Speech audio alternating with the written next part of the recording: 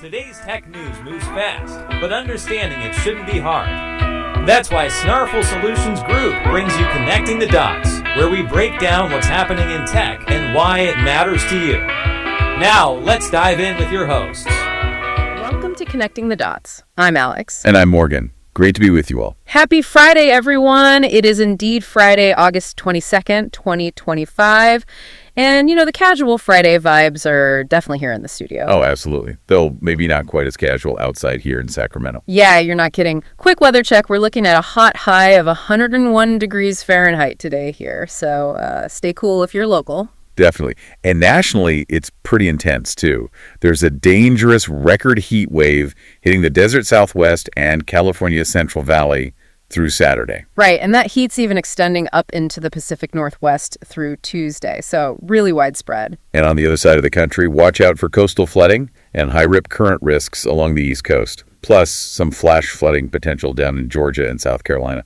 So stay safe out there. Okay, let's quickly glance at the markets before we dive into tech. Sure thing. So the Dow Jones closed up yesterday, finished at 45,119.73. That's a gain of about 167 points, or 0.37% for the day.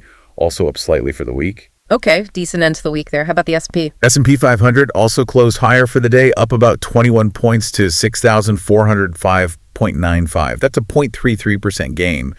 But looking at the whole week, it actually dipped slightly, down about 0.61%. Mixed picture then. And Bitcoin, always volatile. Yeah, tells a similar story. It closed at 112,564.09, up just a tiny bit for the day, like 0.09%, but significantly down for the week, lost over 3%, about $3,600. Oof, okay. Well, thanks for the market snapshot. Now, for the sports update, and it's not great news for Giants fans like us. Yeah, sadly, the San Francisco Giants lost to the San Diego Padres yesterday. Final score was 4-8. Tough one. Really tough loss. Oh, well. There's always the next game, right? Exactly. Onwards and upwards, much like the tech world we're about to talk about. Perfect transition. Let's shift gears now and get into our morning star, the Snarful Tech article report. Let's do it. We've got some fascinating stories today. We really do. We're looking at how the literal tools of the future are being built, the software keeping those tools running perfectly, and even how our TV screens are getting a major upgrade. It all connects. It really does. It's about precision, data, and ambition today. Okay, first up, crafting tomorrow. How SpaceX is building the tools to build the future. We hear so much about SpaceX launches, but this is about how they make it happen, the whole machine to build the machine idea. Right. And a key piece of that machine is coming from Beaumont Machine in Ohio. They're supplying SpaceX with these really advanced small-hole EDM work cells. EDM is electrical discharge machining. Okay, EDM. So not just drilling holes. Oh, definitely not. We're talking incredibly high precision and doing it at high volume. That's, a constant demand in aerospace manufacturing. You need perfect parts and lots of them. And these aren't small machines, right? No way. They're using Siemens CNC systems for that pinpoint control, combined with large ABB robotics for automation. This setup apparently really improves the whole shape, the breakthrough rate, how cleanly it punches through, and just the overall quality. Scale. Think big. Like machines 8 feet in diameter, 8 feet high. Yeah. These are serious industrial tools built for demanding continuous production. Humans just couldn't match that precision consistently at this scale. So the connection here is building better rocket parts faster and more reliably. Exactly. And that translates directly into lower cost space transportation. Making these components more efficiently with fewer defects is fundamental to making space access cheaper. Which ultimately affects things like satellite internet costs or even, the feasibility of future space tourism for more people. Precisely. It's foundational. Okay, so you have the physical manufacturing down to this incredible precision, but what about making sure everything works after it's built? Yes. That leads perfectly into our next piece, which involves some former SpaceX engineers, Karthik Gillapudi and Austin Spiegel. They've just raised $7.5 million for their startup, SIFT. And they're tackling the data side of things. Exactly. They've developed what they call a proprietary telemetry tool-based stack. Basically, it's a new way to record, visualize, interpret, and even automate actions based on machine data. Why is that needed? Don't we already have tools for that? We do, but according to the article, current tools can leave, quote, dangerous room for human error. And when you're dealing with complex machines like satellites or, deep-sea submersibles, small miscalculations can be, disastrous and incredibly costly. So SIFT helps avoid those errors. It aims to. It's designed to help engineers sift through massive amounts of data, almost like panning for gold, to find the critical signals, the anomalies, the patterns that matter much faster and more reliably. Kind of like an AI assistant for engineers watching complex systems. That's a good way to put it. It turns raw data into actionable insights, maybe even predictive insights. They're already seeing use in aerospace, aviation, defense, energy, transportation. Makes sense. Ben Stabler from Parallel Systems is quoted saying it helps them build safer, more flexible freight transportation. So the impact is broad. Absolutely. Think automated warehouses, self-driving cars, power grids, anywhere. Complex machinery needs careful monitoring. Better data analysis means fewer failures, faster innovation, and improved safety for everyone. It really is a striking contrast, isn't it? You've got these giant, ultra-precise physical machines from Beaumont. Right.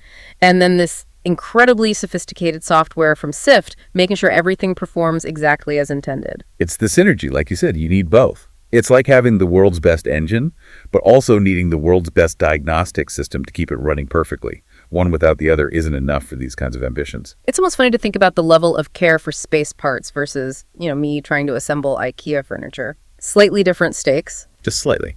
And we can see the output of this kind of precision and monitoring in action soon. Right, the Intuitive Machines launch. Yeah. Their second lunar lander, Athena, is set to launch next Wednesday.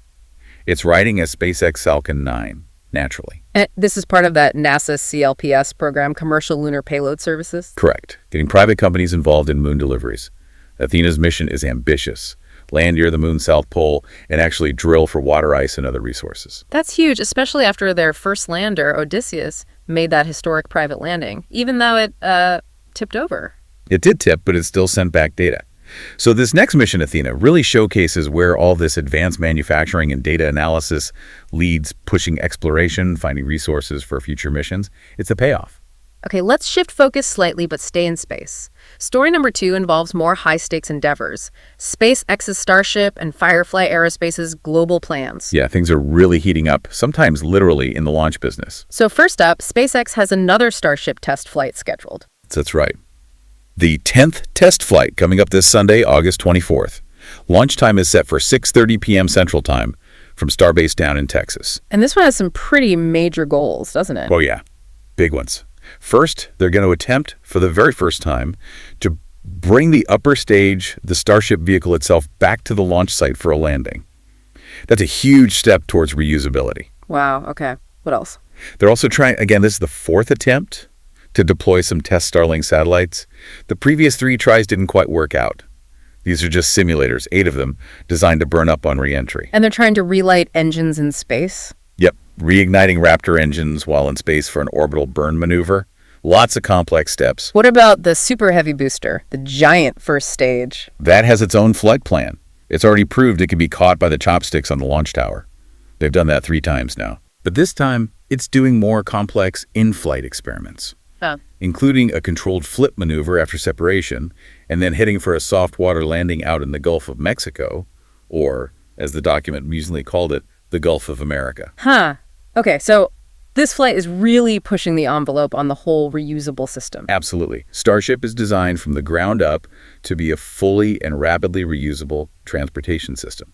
That's the key to unlocking affordable travel to the moon, Mars, and beyond. It changes the economics entirely. But it hasn't all been smooth sailing, has it? There have been some fiery moments. No, definitely not. There was that Starship explosion back on June 18th during a ground test. Apparently, a gas tank failed below its proof pressure. And Flight 9 back in May. Right, that one ended with the spacecraft spinning out of control during ascent and disintegrating. So yeah, setbacks happen.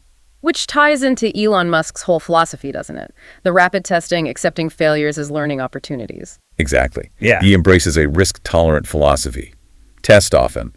Push the limits. Learn from the failures, even the explosive ones, because the data you get is invaluable for the next iteration. It's faster than trying to get everything perfect on the first try. It's like agile development for rockets. High-stakes agile development. Very high stakes. Yeah. It really shows the raw, sometimes messy reality of breakthrough innovation. It's iterative. And the ultimate goal for Starship is still Mars, right? Musk's vision of a self-sustaining city there. That's the long-term vision. He's talked about having maybe a 50-50 chance of sending the first uncrewed cargo starships towards Mars during the next optimal launch window, which is in late 2026. Wow, that's ambitious. What are the biggest hurdles to actually making that happen technologically? Oh, they are immense. First, you've got in-space refueling, transferring potentially hundreds of tons of cryogenic propellant between starships in orbit. Never been done on that scale. It would require a whole fleet of tanker flights, maybe a dozen, just to get one Starship fully fueled for a moon mission, let alone Mars. Okay, that's a huge logistical challenge. What else? The reusable heat shield. Musk himself has called this one of the toughest problems.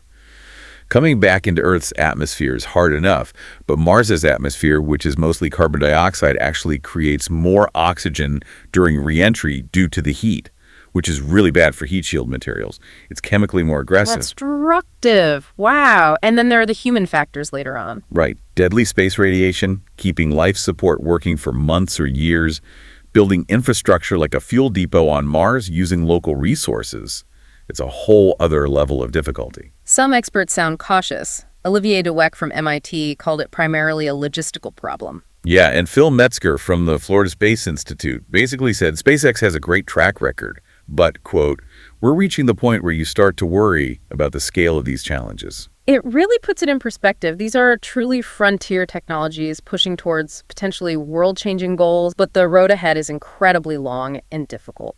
Absolutely. Okay. It's not science fiction, but it's pushing engineering to its absolute limit. Now, shifting gears slightly, but staying with space companies expanding their reach, Firefly Aerospace. Right. Firefly is another interesting player in the commercial launch market. They're based in Texas, and they're now exploring the possibility of launching their Alpha rocket from Japan. Japan? Whereabouts? From the Hokkaido spaceport. They've signed a memorandum of understanding, basically an agreement, to study the feasibility of launching from there. What's the advantage for Firefly to launch from Japan? Well, it gives them access to serve the growing satellite market in Asia more directly. And strategically, it provides launch resiliency, another option for the U.S. and its allies in the region. It diversifies launch locations. Have they launched much before? They've had 6 Alpha launches so far, all from Vandenberg Space Force Base in California. Their 7th launch is currently on hold, though, while they investigate a mishap from a previous flight. So still in that development phase, too. Got it. So this move into Japan shows the global nature of the commercial space race now. More launch sites, more competition, more options for satellite companies. Exactly. It benefits everyone needing to get things into orbit, better access, potentially lower cost down the line. It's a sign of a maturing market. It's all very go big or go home in space tech right now, isn't it? Between Starship's massive leaps and Firefly looking overseas. It really is. It's like software development's rapid iteration cycle met rocket science, but, with explosions sometimes meaning something very different than a software bug. Yeah, slightly higher stakes than a blue screen. Okay, let's come back down to Earth for our final story, something you might actually have in your living room. Eventually, Samsung's new TV tech. Right, shifting from the vastness of space to the photons hitting your eyeballs. Samsung just demoed new TV, a massive 114.5-inch screen they're calling Micro RGB. Micro RGB. Now, is this the true micro LED tech we've been hearing about for years? Good question. No, it's actually not true micro LED. The article describes it as a groundbreaking middle ground. It sits somewhere between the high-end mini LED TVs currently available and that ultimate, but still incredibly expensive, true micro LED technology. Okay, a middle ground. What makes it different then? How does it work? The key difference is the backlight. Most LCD TVs, even mini LED ones, use blue or maybe white LEDs for the backlight and then use color filters to create the red, green, and blue pixels you see. Right. This micro RGB TV uses tiny, individually controlled red, green, and blue LEDs directly in the backlight. Each of these LEDs is tiny, less than 100 micrometers across. So RGB light sources right from the start. Does that improve things like local dimming? It does. It allows for thousands of local dimming zones, apparently about 4 times as many as you'd find on a comparable mini LED TV of that size. This gives it much better control over contrast and black levels than typical LCDs. But still not quite as good as OLED or true micro LED. Correct. It still has a backlight, so you'll likely get slightly more light bleed or blooming around bright objects on a dark background compared to OLED or true micro LED, where each pixel makes its own light. But it's a big step up for LCD tech. And the price tag reflects that step up, I imagine. Oh yeah, this 114.5-inch model comes in at a cool $30,000. So definitely premium market territory for now. 30 grand, okay. But like you said about space tech, these things tend to trickle down eventually, right? That's usually the pattern.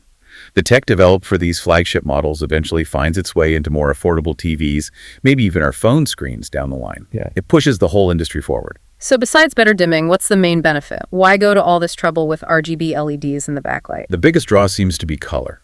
This TV boasts an unprecedented large color gamut. It achieves 100% coverage of the BT 2020 color space. BT 2020, that's wider than the DCI-P3 standard used in cinemas, right? Much wider.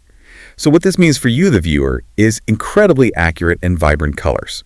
Potentially seeing colors on screen that previous TVs simply couldn't reproduce, closer to what the human eye can actually perceive or what filmmakers intended. Wow. So more lifelike images. Is there AI involved? There's always AI involved. Of course.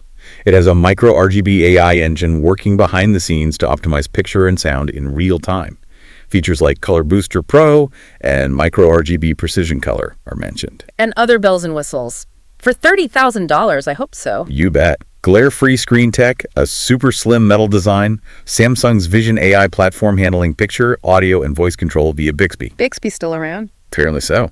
Plus Samsung Knox security, and this is actually pretty significant, a 7-year guarantee for Tizen OS upgrades. That addresses a common frustration with smart TVs becoming obsolete. 7 years of updates is actually really good. That adds some value. It does. And Samsung has history here, right? They've demoed large OLEDs before, worked on RGB backlights for phones to improve color, developed more energy-efficient LED backlight units. This feels like the next step in that evolution. So it's not just a bigger, brighter picture. It's fundamentally about better, more accurate color, smarter processing, and maybe even longer-lasting tech. Exactly. It impacts filmmakers, photographers, graphic designers who need color accuracy, but eventually it enhances the movie-watching experience for everyone. That level of detail, sub-100 micrometer LEDs, 100% BT point 2020, it's kind of mind-boggling. It really is, but you'd need a pretty big wall for a 114.5-inch TV. And deep pockets. No kidding. It makes you wonder, though, how long until something like BT point 2020 color becomes the standard, even on smaller screens? It's hard to say, but the trend is always towards better quality trickling down.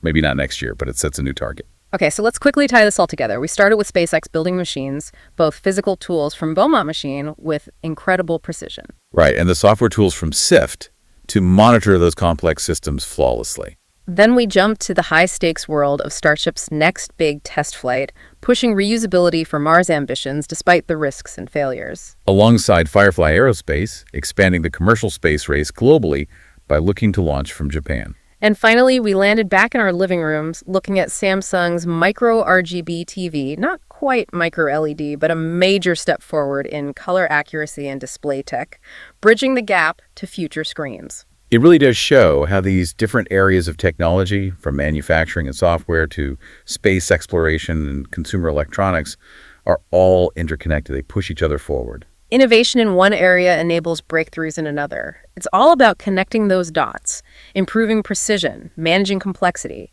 aiming higher, whether it's reaching Mars or just getting a more lifelike picture on your TV. Well said.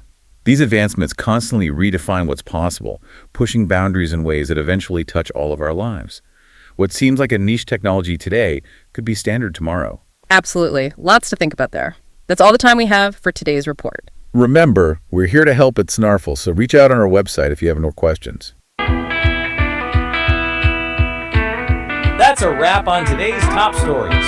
Remember, tech doesn't have to be complicated, and we're here to help connect the dots.